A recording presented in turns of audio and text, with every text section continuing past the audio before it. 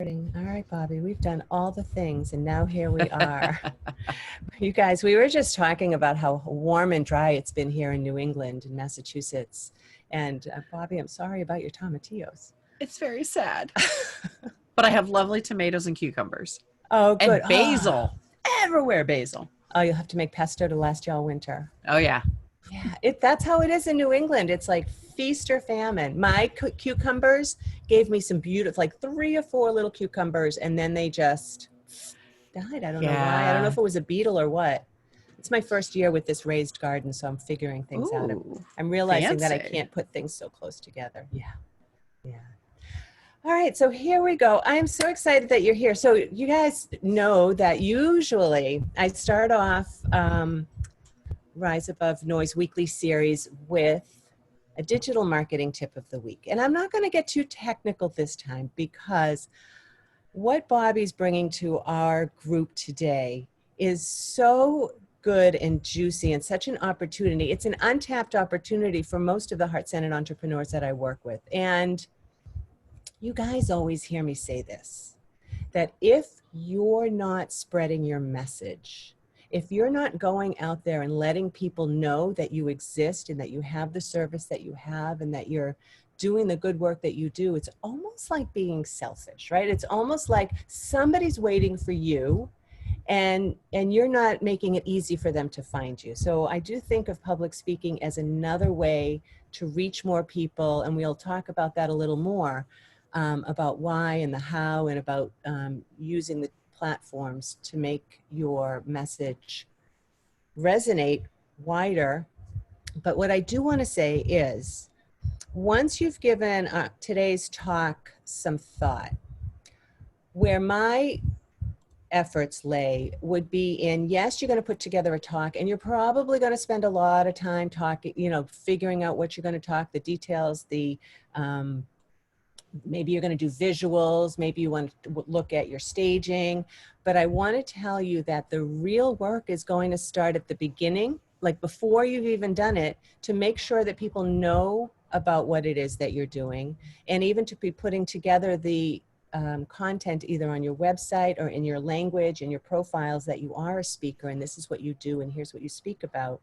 And then make sure you have the things for afterwards. If you've given a talk, make sure you have calls to action in the talk. Make sure you have ways for people to come a little closer to you, I mean, if somebody jumps up and says, I want to hire you right now after your talk, well, that's great. But usually they're going to want to experience you a little bit more. So, if public speaking is interesting to you, let's talk about the things you got to do to make sure that you're squeezing the most juice out of it.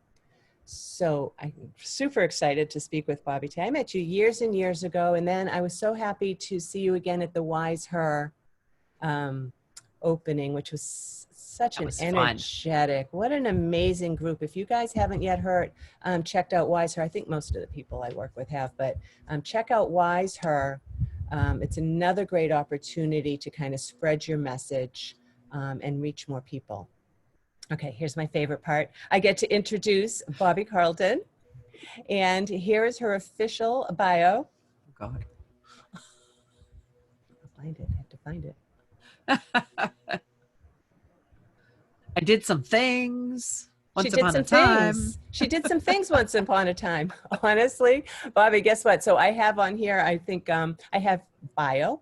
Your bio is founder, but I'm going to let you tell us a little bit more about yourself. You are a founder, and that's all we need to know.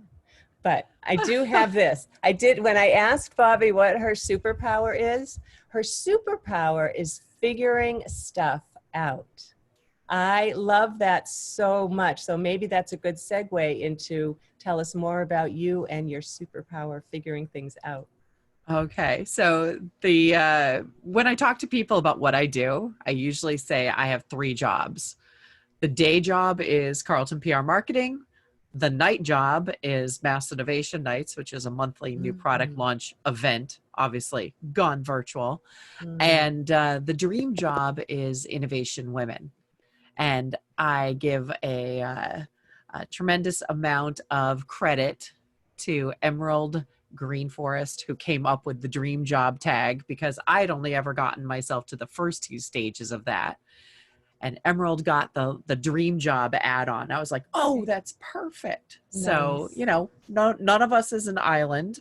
We all make each other better. But Innovation Women is an online speakers bureau designed to connect event managers and awesome speakers who just happen to be women. And recently, I acquired 2 other companies. Oh, you did? Yes, because 3 wasn't enough. You need the full 5, so you can go, I have 5 companies. Actually, there's only 3, because I tucked in the 2 new ones underneath Innovation Women. So in June, I bought My Speaker Leads, which is a service for speakers, and they have a research team that goes out looking for speaking opportunities, and we share those with our customers on a weekly basis, literally in a spreadsheet. So you can download it right into your CRM. And we just a week ago bought Lioness Magazine, Lioness for the Female Entrepreneur. So super exciting. That is amazing. Tell me more about Lioness. I hadn't heard about that. Yeah, so originally started out in Central/Western Mass. Amazing team. Natasha and Dawn created this mecca for women entrepreneurs, and they are especially focused on women who are scaling their companies. They did just such an amazing job of building up a body of content and great profiles and helpful information for women entrepreneurs. Just a great community. Wow. So super excited about that one. Tell me the name again of that. I was trying to look for the link, but I want to make Lioness sure I put it in the chat. Magazine. Oh, magazine. Okay. Yeah, so it's super interesting. So, wow, you've got all of these things, but it's like always, it's about building community. And I know that you and I have talked about this before. It's so interesting that you have in the past identified as an introvert. Is that correct? Yes. Isn't that interesting? Like, I am so about building community. You're about building community. And it's interesting that we do have this energy that we feel like, okay, on our terms, we build community, and then we need to kind of just go regroup and restructure. Yeah. And I think introverts are actually quite well suited to public speaking, to building community. Some of the attributes of being an introvert, the things that I like to do, I like to write.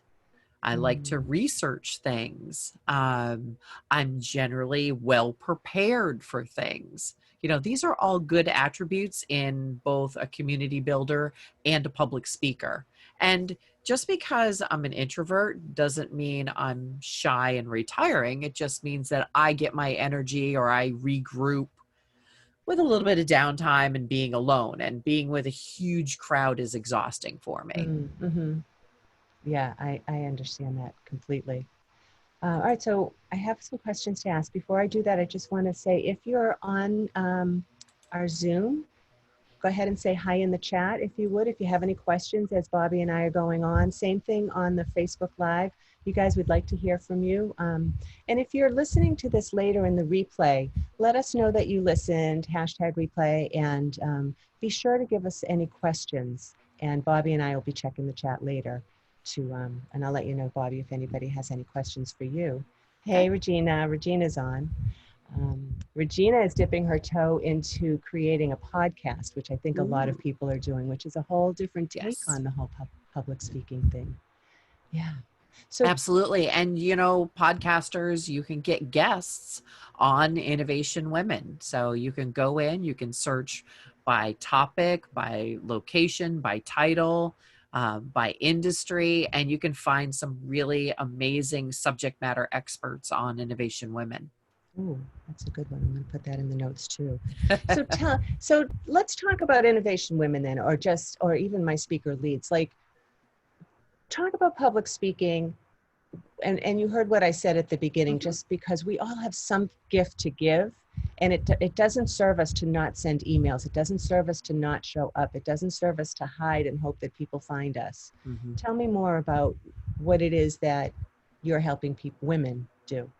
Yeah, and I think a lot of people, they subscribe to the public speaking is the world's greatest fear. Mm, And, I think the studies and usually the often cited stat around this is public speaking is the number one cited fear, when fear of death is like, number 7. wow.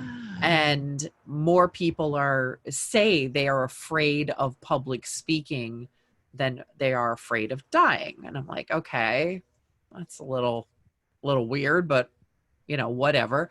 But I think a lot of us have a very visceral, little weasel brain reaction to being up on stage, being in the spotlight. Sure, it's nerve wracking. It's like you feel like everybody's looking at you and, oh my God, I can't possibly fail because everyone will laugh at me.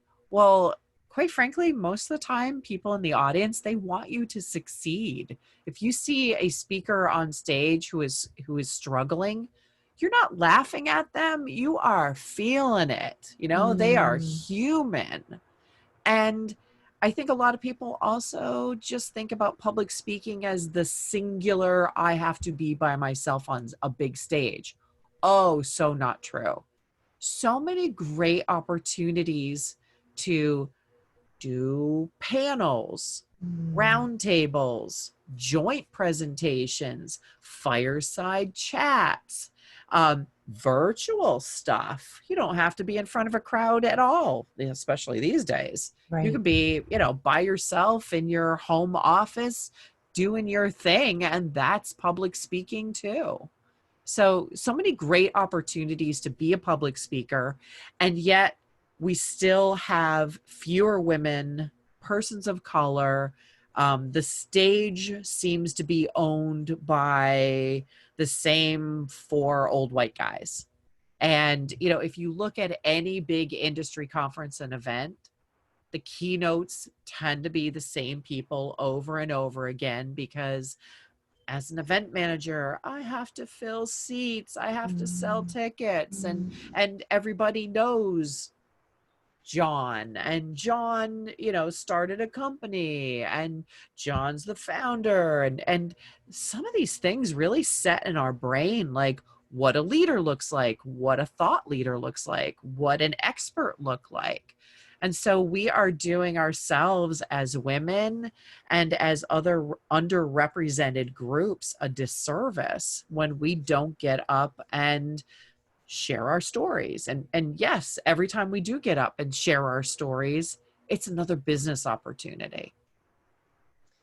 I it's could so go on and interesting. on. But here's what was my favorite thing about what you just said, other than the 4 white guys, I get that, whatever, is the sharing your story. And I think I told you I'd worked with Dolores Hirschman on putting together my talk, a Write Your Talk program. And I always think I've got to get up there and tell people how to do email. And I got to tell them how to grow their list. And I got to tell them how and tell them how and show them how and show them all the things. But that isn't necessary. I mean, unless you're running a workshop, that's a little Yeah. different than sharing the story and doing what you need to do to build the story and bring people in. And again, like I was Build saying, rapport. right? Yes. To bring people a little closer to who you are. There are so many coaches out there. There are so many digital marketers out there. There's so many of in your industry, whoever you are, whatever you're doing out there.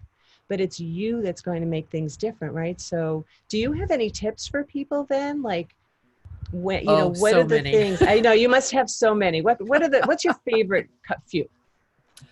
My favorite what? Your favorite few tips, 1 or 2 tips. Um, I think one of the things that I want people to do when they are thinking about public speaking is not think so much about their own messages and what they want to convey, but think about what the audience wants and needs. Mm. So think about what you can deliver for the audience. If you can solve a problem, if you can deliver them from pain, if you can inspire them, think about what the audience is looking for. And then also think about how you can help the audience see things in a new way. Think about giving them a way to think about the world in a way they might not have thought about it. If you can have an audience walk out the door saying, "Oh, wow, I never thought of that," you've won. You know, you're a winner in their eyes. Last year, I did a TEDx for Suffolk University, and they called me at the last minute. It was, like, hey, we're doing a TEDx and it's about innovation. And, I'm like, oh my God, in Boston, I'm innovation girl. I started Yeah. innovation nights. I started innovation women. If you're doing an event on innovation, I'm your person, right? I'm the person you should immediately think of. And they did. And they're like, we'd really love to have you. And I'm like, oh, a TEDx. Oh my God, so exciting. When is it? And they're like, Tuesday. And I'm like, it's Thursday. No. Oh like, no. like, this is like, you do a TEDx, you've got months of preparation and coaching and practice. And oh my God. Well, by Sunday, they had kind of worn me down and I said yes. So I basically had 3 days to figure this out. Yeah. And one of the things that they said so resonated with me. They said their goal was to get someone in the audience to hear my talk and run out the door going, oh my God, I could do that too. Mm. The tag for TED is ideas worth sharing.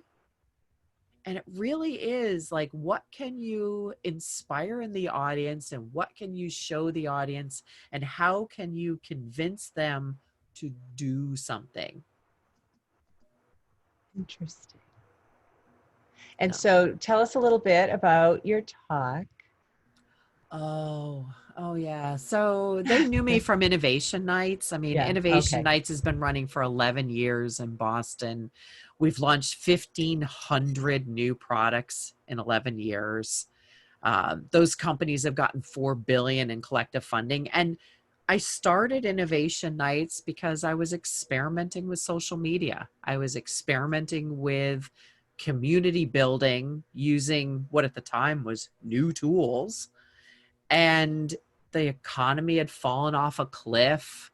Nobody had jobs. I was out of work. And like, what am I going to do with my time? And so I talked about how Innovation Nights was grown out of desperate times. And it was really designed as a service to the community. And I talked about how the community came together, and I actually got a little bit into the nitty gritty of, like how we pull together a community and make it work together. And part of it is that everybody has to win. Everyone has to get something, some benefit out of it. And so that was my talk. Nice. Nice. And so if somebody, I'm going to circle back to what you started saying, because I remember, in school, of course, I was so fearful of speaking. And then as I was growing my business, I was great at running workshops, but the idea of just a talk um, wasn't that comfortable to me. But I'm going to share this with you now, is that once I created the backstory, what my story is, what my big idea is. My big idea is, if you can be seen, if you can be found, you can change the world, because of the people that I work with are making like huge differences in people's lives. And so knowing that I had this nugget of an idea, and then I could, tell my story, how I got started, my curiosity, my learning, the digital, the being an introvert, the wanting to build community, then you could put the meat and potatoes, as Dolores says, in the middle, and then make it seem like you said, oh my goodness, I can totally do this. There was only 5 steps. I can do that. And that took away the fear of speaking from me. So if somebody is afraid and they know, they're like, I know, but they're still feeling that uneasiness, and I would suggest from my mindset coaches that would be an excitement. It's not fear, it's excitement. But what kind of advice do you give to people? I actually use you're not scared, you're not nervous, you're excited. Because Okay. it is that same feeling. Okay. Yeah. But I think as introverts, being well prepared Mm, always helps.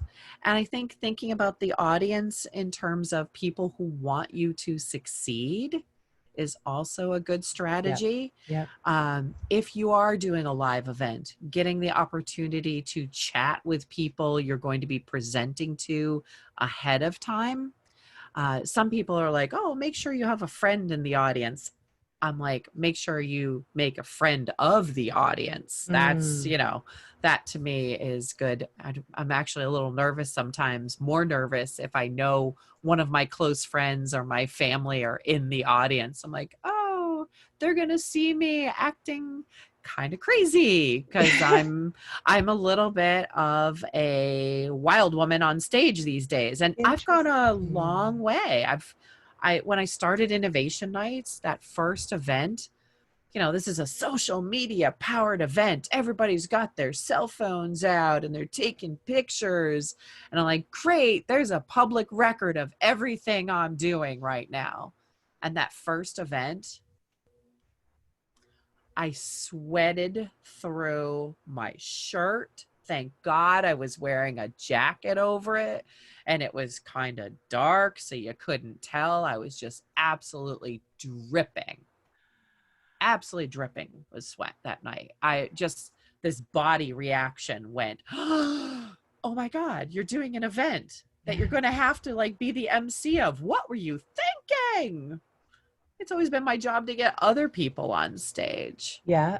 And over the years, you do the same thing every month for 11 years. You either get good at it or you die trying. Yes. And I got better and better. And then all of a sudden people are like, oh, you're so comfortable public speaking. And I'm like, when did that happen? Yeah. Just kind of Yeah. sneaks up on you. That's so good. So we'll talk about innovation women in a minute. But what I'm going to say is right now, it seems to me that there are a lot of opportunities for smaller opportunities for speaking, right? Because everything is so digital right now. So Yes.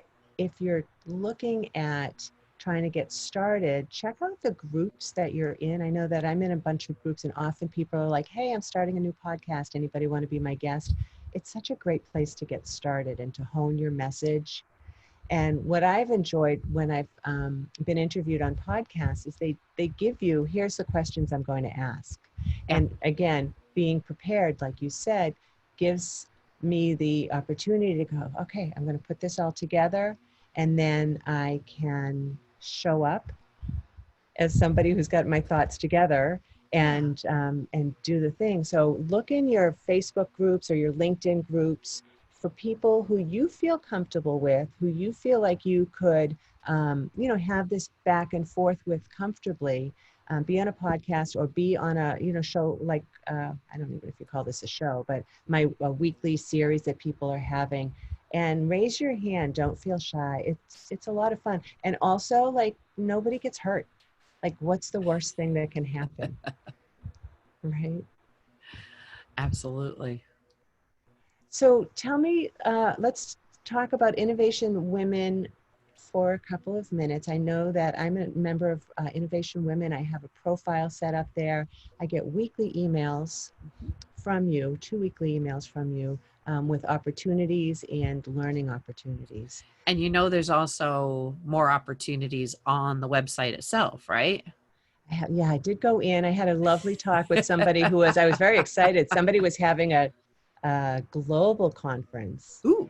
And that was really exciting to just kind of go through that process with her. I don't remember, Rise maybe. But it was just nice to see Nice. how they vet people. Yep. And yeah. Yeah. And we're doing a lot more right now to encourage our speakers to go virtual. Are using a tool called Answer Stage, where we're sending it out to all of our speakers to get them to use the app to record short video introduction and a little bit about their signature talk and their expertise. And so they can see themselves doing a close-up video, because even the more experienced speakers have great videos of themselves on stage and doing the thing. And event managers have said to us, somebody who does live events and on stage doesn't always translate well to doing a virtual event. And so they're like, we want to see them doing virtual stuff before we bring them in. And I'm like, okay, we've got to get all of our speakers, because, we've always emphasized, show us your video of yourself doing a presentation. And now we have to switch gears a little bit and see videos that people are doing of virtual events. We just did a virtual summit a week ago. And was it a week ago? 2 weeks ago. Time flies when you're having fun. And we gave more than 50 of our speakers the opportunity to do a virtual event. And for a lot of them, it was the first time they had done a virtual event. So that experience, getting the new videos, really talking about the technology. I offer drop-in office hours every week, encouraging people to just get on Zoom, get comfortable with it. It goes a long way toward making their first virtual speaking engagement a success. Awesome. You guys check out Innovation Women, innovationwomen.com, and also on Facebook, and poke around and see. And the membership is not that much money, I believe. Yeah, it's $100 a year. That's and so at the end of this program, I'll give you a coupon. Go ahead, give us the coupon. It's Founders Rule. Founders Rule is the coupon. Yes, and all so capital letters. And that gets you okay. $25 off. Awesome.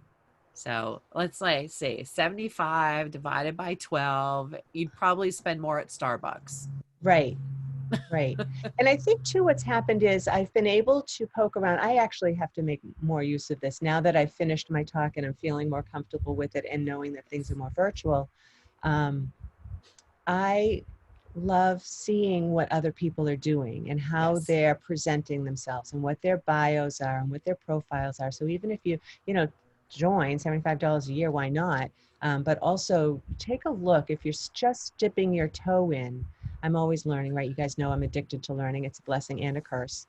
But I'm always seeing what other people are doing so that I can just kind of tweak my stuff a little bit more. We've got tons of resources for anybody on the outside of our little walled garden.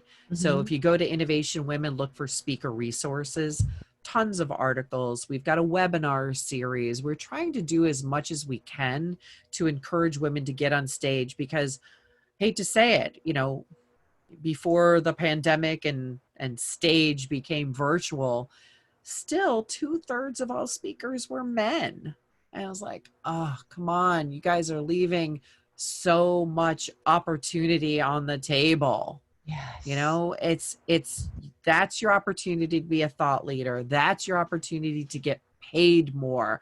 That's your opportunity to be considered for a new job or a board seat or get funding for your startup. All of these things come from public speaking.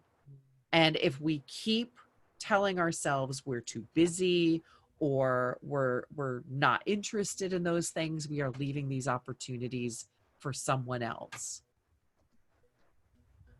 Soapbox. That was so good, though. That was like, okay, I think we've said it all. That was so good. Is there anything else you would like to leave us with at this point? If somebody asks you to speak, say yes. And if you're not comfortable, like actually doing it, give me a call. I will talk you through it. I swear. Ooh, that's a really great offer, Bobbie. Thank you so much for being here with me today. This was good to see you. Fantastic. Nice to see you too.